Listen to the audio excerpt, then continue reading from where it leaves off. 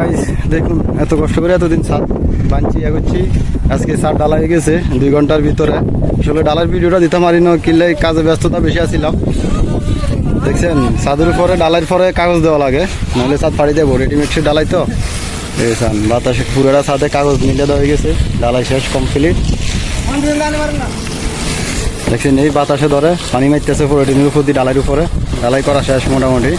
ইয়াঙ্গু মহাদেশ দেশের তো আই ডালাই খাইছে, ছাদের ডালাই হয়ে গেছে।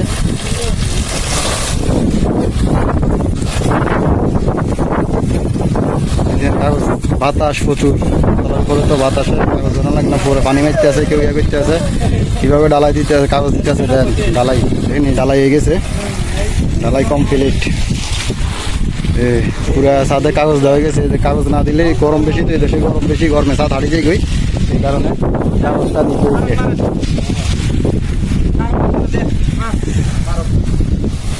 কিভাবে কাগজ দিতে আছে স্যার, কাগজটা দেওয়ার কারণ হয়েছে ডালাই যেন না ফাটে, ফাটার দেশে গরমে ডালে হারিয়ে যায়, এই কারণে কাগজ দেয়, ডালাই যেন না হাঁটে, হাঁটার কারণে কাগজটা দেওয়ার লাগে।